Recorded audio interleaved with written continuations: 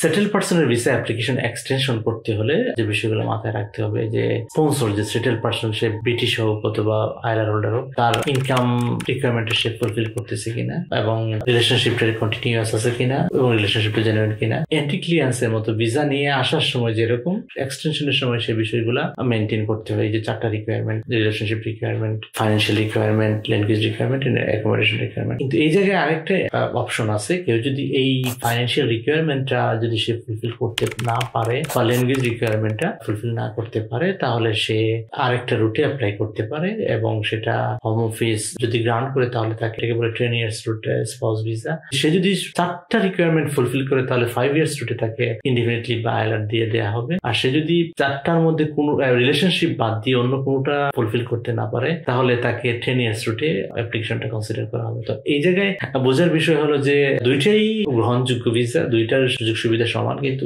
5 years রুটের হলে সুবিধাটা হলে সে 5 years পরে আইলার জন্য অ্যাপ্লাই করতে পারবে এবং 10 years রুটে গ্রান্ট করা হলে সে 10 years পরে আইলার বা ইনডিফিনিট লিভের জন্য অ্যাপ্লাই করতে পারে। এই হলো সেটেল পার্সনের স্পাউস ভিসা এক্সটেনশনের 5 years এবং 10 years রুটের পার্থক্য।